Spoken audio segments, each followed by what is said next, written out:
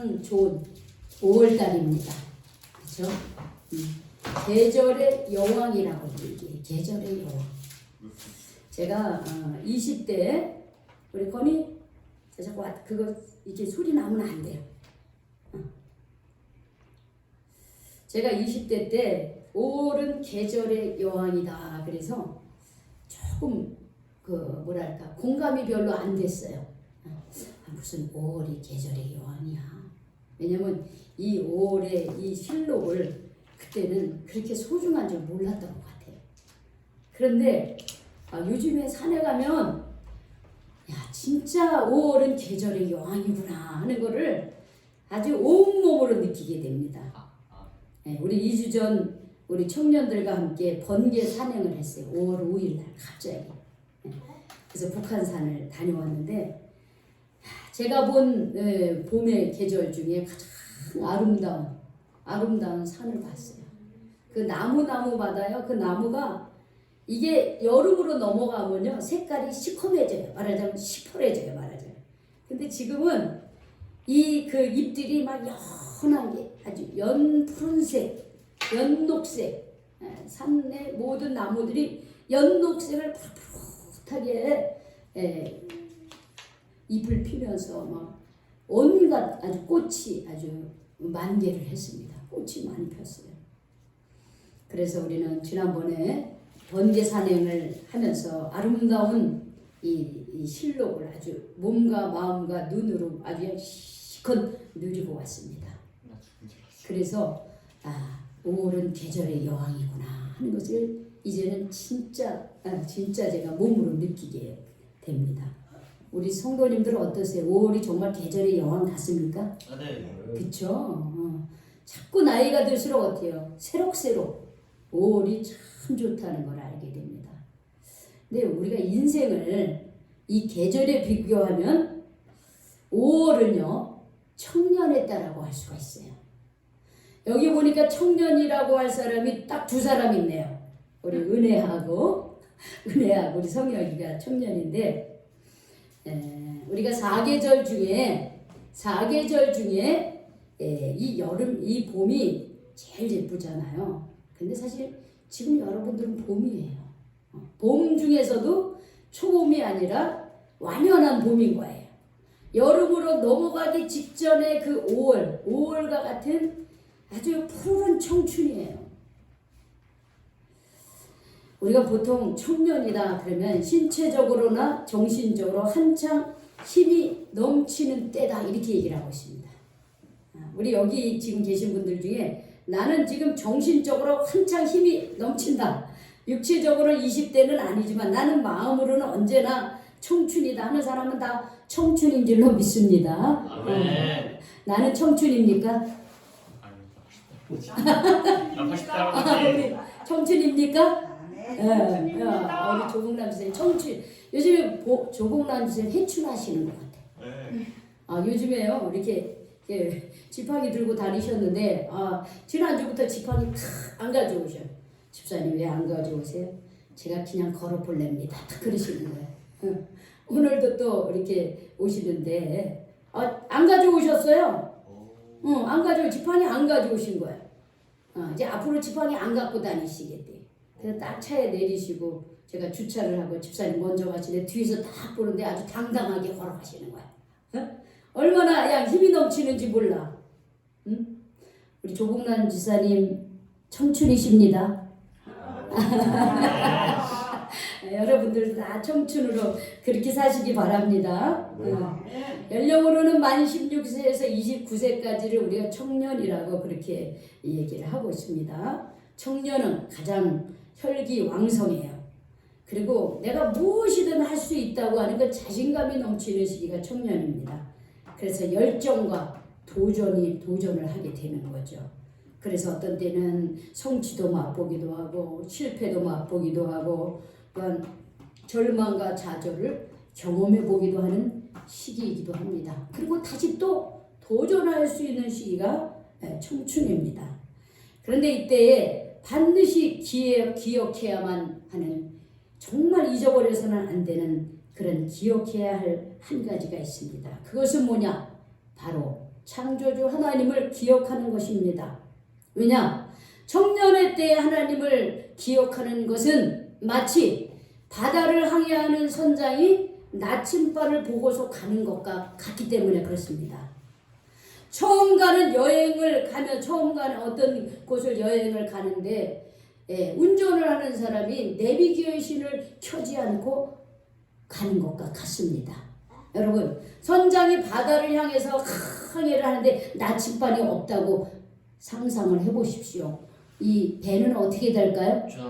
조난당합니다. 그 망망한 바다에서 길을 잃어버리고 맙니다.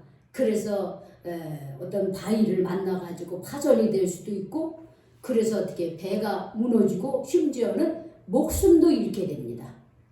또 생각해 보십시오. 그냥 친구들하고 여행을 가려고 차를 몰고 갑니다. 그런데 내비게이션이 없어요. 그러면 대충 뭐 거기 옛날에는 그렇게도 갔어요. 근데 요즘엔 여러분 내비게이션 없이 어디 가기가 쉽습니까? 어려워. 만약에 내비게이션을 켜지 않고 여행을 간다고 한다면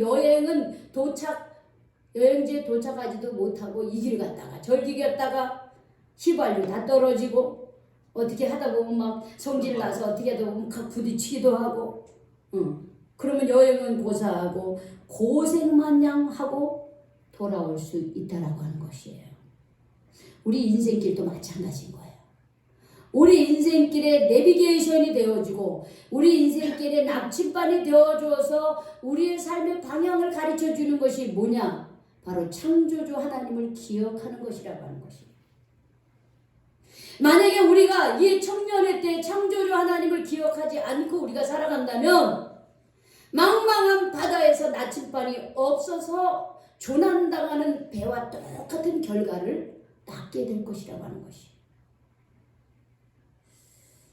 그러니 우리 인생길에 있어서 특히 청년의 때에 창조주 하나님을 반드시 기억하시기를 축복합니다. 그러면 우리가 왜 창조주 하나님을 반드시 기억해야만 할까요? 그 이유가 오늘 본문에 나와 있습니다. 오늘 본문의 말씀을 보면 이렇게 시작합니다. 여호와 하나님이 땅의 흙으로 사람을 지으시고 생기를 그 코에 불어넣으시니 사람이 생명이 됐다 그랬어요. 더 쉽게 말하면 하나님이 흙으로 사람을 빚어서 그 코를 생기를 코에 불어넣으시니까 그 흙덩이가 뭐가 됐다는 거예요? 생명체가 되었어요. 사람이라는 생명체가 됐다라고 하는 것이에요. 여기에 이 말씀에 우리가 창조주 하나님을 기억해야 되는 이유가 다 이 말씀에 들어있어요. 첫 번째 그 이유는 이 말씀 속에서 인간은 어떤 존재인가? 따라해보세요. 나는 어떤 존재인가? 나는 어디서부터 왔는가? 이런 질문 해보신 적 있죠? 나라는 존재가 어떤 존재일까? 굉장히 철학적인 질문이죠. 여러분, 나는 어떤 존재인가? 오늘 성경이 뭐라 그랬어요? 나는 무엇으로 빚어진 존재입니까? 흙으로 빚어졌다 그랬어요. 흙으로 빚어졌어요. 여러분, 우리가 우리의 이 몸에 이 육신이 흙으로 빚어졌다는 그 증거, 과학이 증거하고 있어요. 우리 인간의 몸의 구성 요소가 여러 산소, 수소, 탄소, 단백질 이런 거로 구성되어 있는데요. 그 성분하고 흙의 성분하고 똑같다라는 거예요. 과학적으로 증명이 됐어요. 우리의 몸을 구성하는 요소하고 흙의 그 구성 요소가 똑같다는 거예요. 그래서 우리가 흙으로 만들어진 것은 과학적으로 증명이 되었어요. 근데 여기서 하나 더 한 단계로 들어갑니다. 여러분, 땅의 흙이란 말은 히브리어로 아마다, 아파르라고는 두 개의 명사가 합해졌다는 거예요. 아마다는 흙이고 아파르는 먼지나 혹은 티끌이라는 거예요. 그러니까 하나님은 사람을 만드실 때 흙에 먼지 혹은 티끌 같은 흙을 가지고 우리를 만드셨다는 거예요.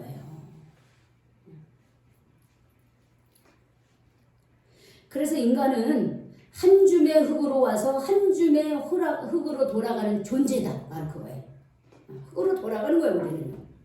원래 왔던 대로 다시 돌아가는 거예요. 이 육신은요. 그래서 우리가 사순절을 시작할 때 사순절 시작하는 날을 죄의 수요일이다 그럽니다. 내 죄를 회개를 시작하는 날이다. 그래서요.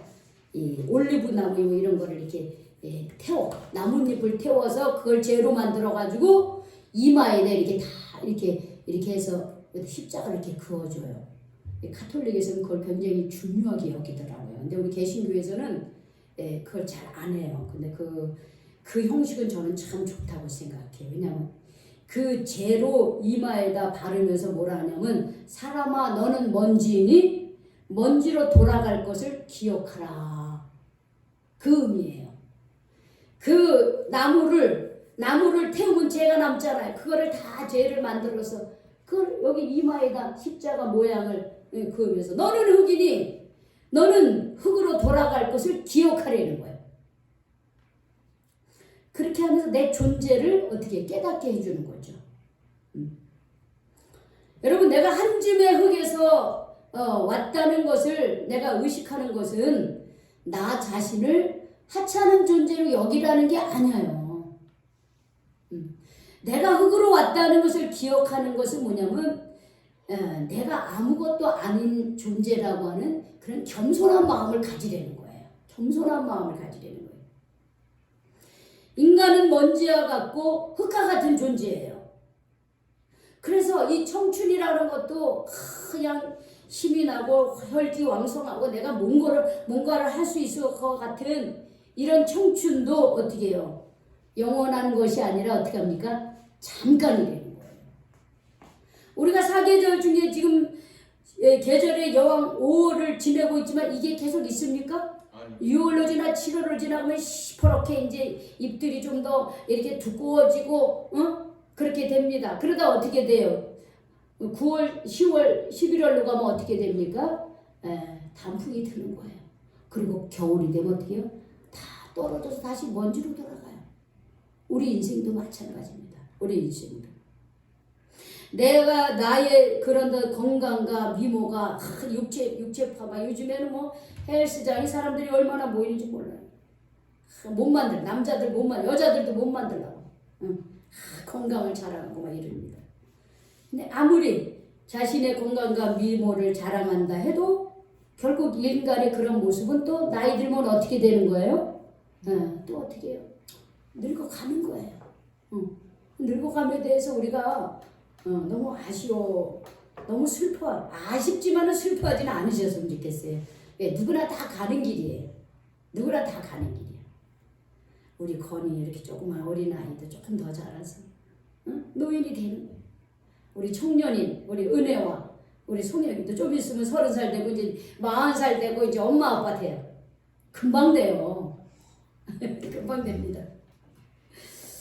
그래서 우리는 내 존재가 어떤 존재인지를 알지 못하고 살아가면 어떻게 되냐면 이 시간을 막 허망하게 막 보내는 거예요. 이 귀중한 시간들을 그냥 허비하며 살아가는 거예요. 때로는 헛된 꿈을 쫓아 막 이렇게 시간을 그 헛된 꿈에 나를 빼앗기기도 하는 거예요. 그래서 우리는 젊었을 때부터 우리는 내가 어떤 존재인지 분명히 알아야 되는 거예요.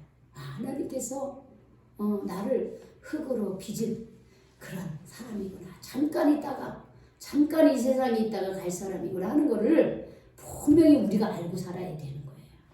그러면 이 청춘이 얼마나 소중한다는 걸 알겠죠. 이 청춘에 내가 무엇을 해야 될지 우리 분명히 알겠죠.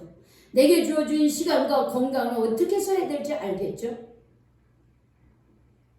그래서 우리 젊었을 때부터 내가 어디서부터 시작되었는지를 분명히 기억하시길 바랍니다.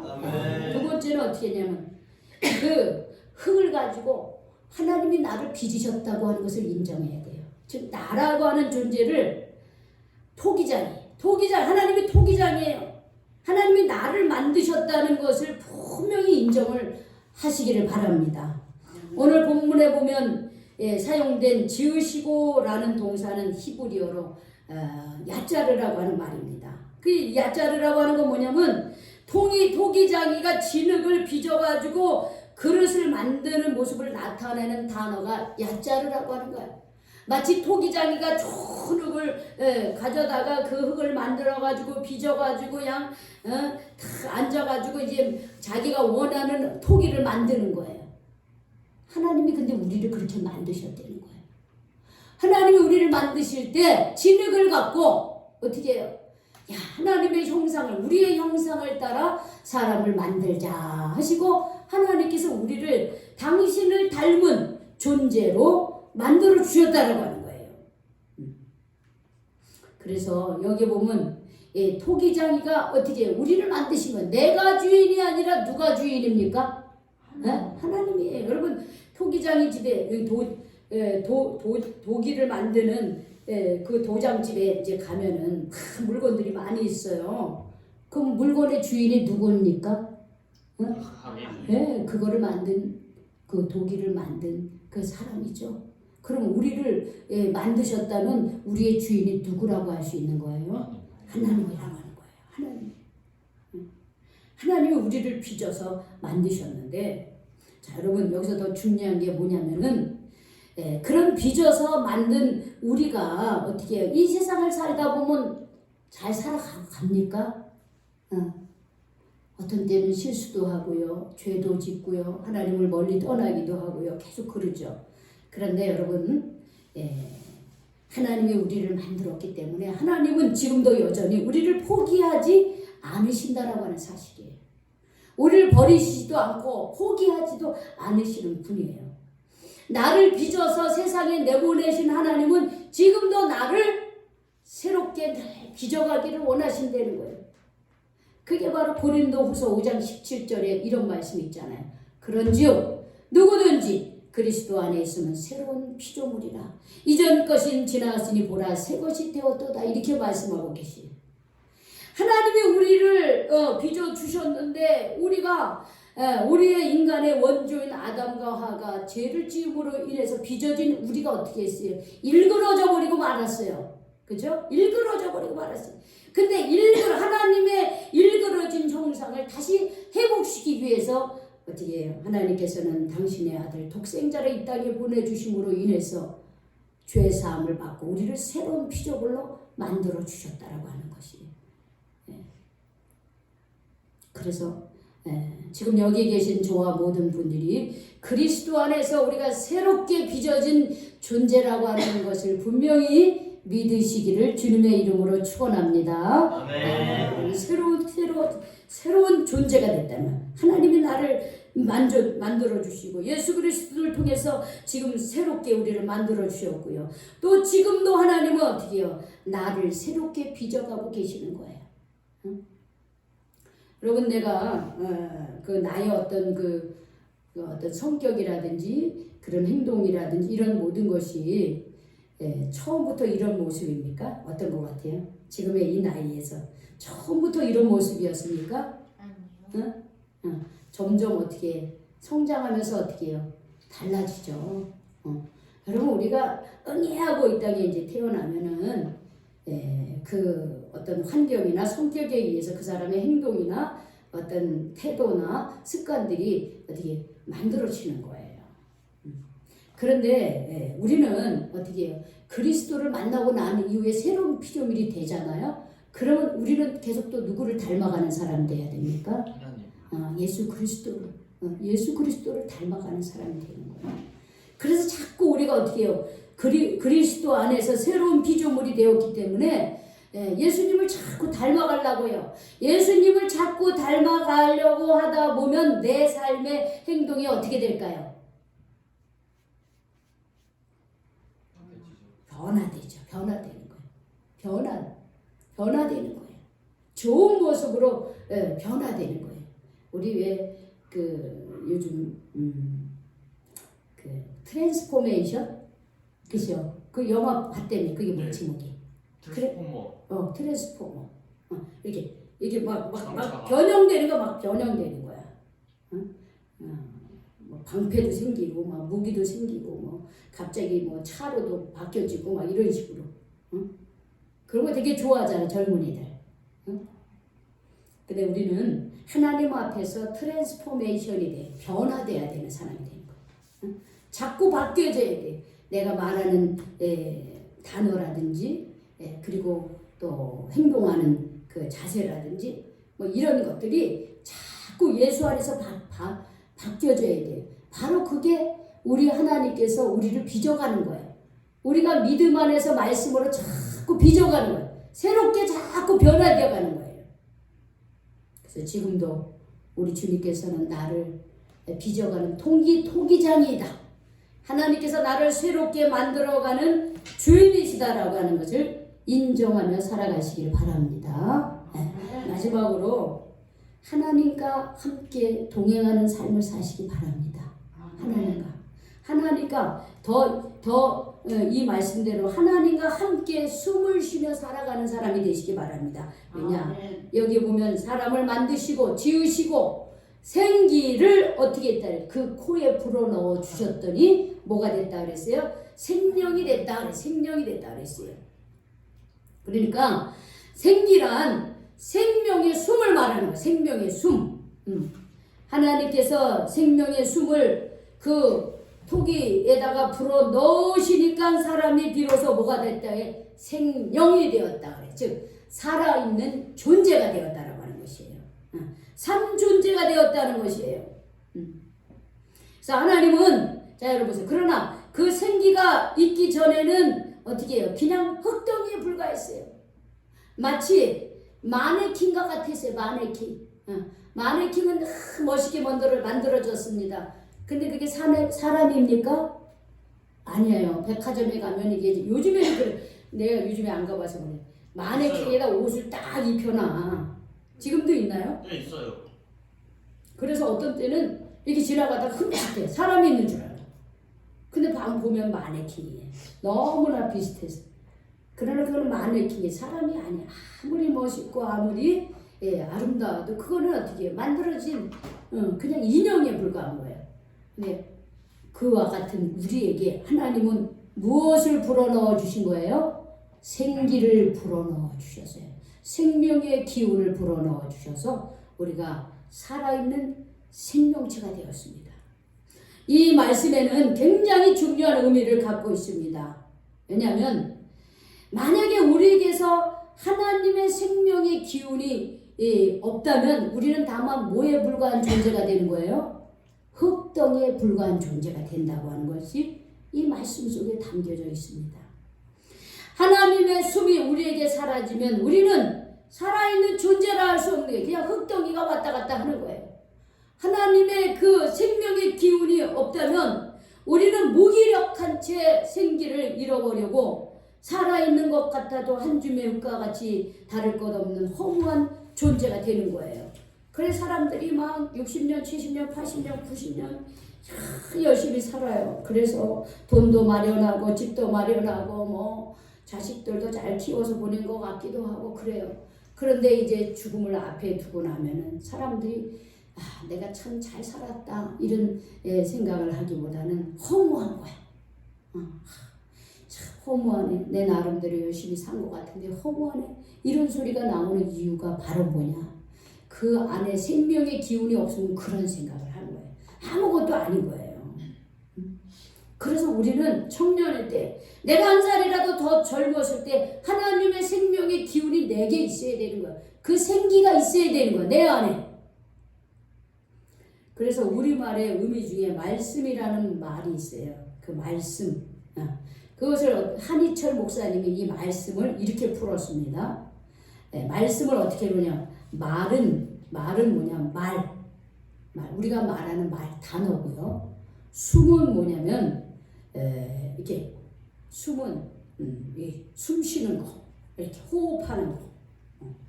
그게 말씀이다. 이렇게 해석을 했어요. 그래서 하나님의 말씀은 숨이 있는 말이다. 이렇게 해석을 했어요. 하나님의 말씀이 숨이 있다는 거예요. 이게 쉼이 아니라 이게 호흡이 있는 말이라고 하는 거예요. 그래서 성경에 그걸 히브리서에서 하나님의 말씀이 살아있다 이렇게 표현한 거예요. 하나님의 말씀이 살아있다. 하나님의 말씀이 살아있어서 어떻게 하냐면 살아있고 막 활력이 넘쳐요. 하나님의 말씀이요 숨이 있는 말이 돼가지고 살아있는 말이 되는 거예요. 막 활력이 넘쳐. 그래서 이 하나님의 말씀이요 이렇게 예리한 그 좌우에 낯선 어떤 그런 칼보다도 예리해서 하나님의 말씀이 막 우리 안에 들어오면 막 혼과 영과 막 관절과 골수를 막 찔러 막 쪼개. 그래가지고 막 회개가 일어나고 막 깨달음이 있고 감사가 넘치고 막 지혜가 넘치고 막 그렇게 한다는 거예요. 하나님의 말씀이. 그 결국 이게 뭐예요? 하나님의 생명의 기운이 있다라고 하는 걸 말해요. 생기가 우리 속에 들어옴으로써 우리가 어떻게 해요? 막 활력이 넘치는 거예요. 막 살아있는 거예요. 생명의 기운이 넘쳐요. 막 성령이 막 충만해요. 이게 하나님의 진정한 말씀이 되는 거예요. 이것이 진정한 생명의 기운. 생기가 우리가 들어올 때 우리가 정말 살아있는 존재가 되는 거예요. 그냥 살아있다고 해서 그냥 밥 먹고 자고 단순히 그렇게 사는 것이 아니라 하나님의 말씀, 생명의 기운이 내 안에 들어와서 막 하나님의 말씀이 막 살아 넘쳐 막 내가 그 말씀대로 살고 그 뜻대로 살고 막 그러니까 정말 막 활력이 있고 내게 힘을 주고 막 능력을 주고 막 이렇게 되는 거예요. 우리 젊은이들이 살아있는 하나님의 말씀으로 호흡할 수 있기를 축복합니다. 우리 성도들도 마찬가지예요. 그렇게 되면 우리가 허튼 말, 무익한 말, 다른 사람에게 상처를 주는 말, 지키지 못할 약속을 남발하는 말, 또 저급한 말, 이런 말을 버리고 하나님의 말씀에 붙잡힌 사람으로 살 수 있습니다.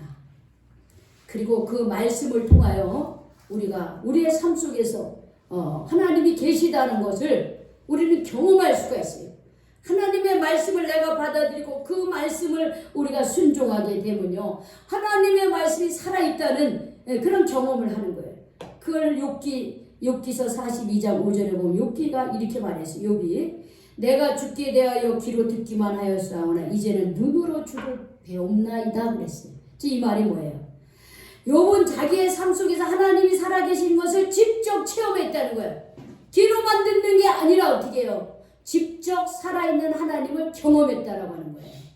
여러분 기독교의 종교는 살아있는 종교예요. 말씀의 종교예요. 경험의 종교라고 하는 것이에요. 내가 하나님의 말씀을 듣고 그 말씀을 순종하면요. 그러면 하나님의 말씀이 막 살아 움직이는 거예요. 그게 보이는 거예요. 그러면 하나님의 말씀이 살아있게 되는 거죠. 직접 체험하게 되는 거죠. 하나님의 말씀이, 하나님의 생기가 내 삶을 주장할 수 있도록 순종하는 여러분이 되시길 바랍니다. 오늘 우리는 감리교는 청년주일로 지키면서 청년들을 격려하고 동시에 청년의 때에 창조주 하나님을 기억하며 살게 하기 위해서 오늘 청년주일로 지키고 있습니다. 푸르른 계절의 여왕이 서서히 물러가고 있습니다. 청년 아름답고 찬란한 시간입니다. 그러나 영원하지 않습니다. 어느덧 사라지는 시간이 옵니다. 청년의 때가 사라지기 전에 창조주 하나님을 기억하시기 바랍니다. 나의 존재가 어디서 시작됐는가 기억하시기 바랍니다. 내 삶의 주인이 하나님임을 인정하시기 바랍니다. 하나님의 말씀으로 생각과 마음을 채워 하나님과 함께 숨을 쉬기 바랍니다. 살아있는 하나님으로 사람으로 살아가기를 바랍니다. 그리함으로써 우리의 인생의 집이 든든한 반석 위에 세워지길 축복합니다. 나아가 세상을 향해서 선한 영향력을 끼치며 사는 가치 있는 인생의 삶을 사시는 우리 청년들과 성도님들이 다 되시기를 주님의 이름으로 축원합니다. 아멘. 기도하시겠습니다. 하나님, 오늘 청년주일로 지키게 해주신 것 감사드립니다. 청년의 때에 창조주 하나님을 기억하며 살게 하여 주시옵소서. 나는 흙으로 아버지 지음을 받았으나 그러나 그 하나님의 생기를 불어 넣어 주실 때 살아있는 생명의 존재가 되었던 것처럼 주님, 내가 나의 아버지의 육신이 보잘것없는 그런 흙에서 시작됐다고 하는 것, 그러나 우리의 영혼은 하나님이 부어주심으로써 우리가 살아있는 존재가 되었다는 것을 기억하면서 주님, 젊었을 때에 한 살이라도 주님 더 젊을 때에 창조주 하나님을 기억하며 겸손하게 주님 하나님의 말씀에 서고 순종하며 살아가는 삶이 되게 하여 주시옵소서. 주님, 우리 인생은 잠시 있다가는 나그네처럼 주님 찰나의 인생을 살아가고 있사오니 지금 내게 주어진 시간과 건강을 주님 귀하게 여기고 하나님 나라를 위해서 귀중하게 쓸 수 있도록 주여 인도하여 주시옵소서. 예수님의 이름으로 기도 올리옵나이다. 아멘. 우리 찬송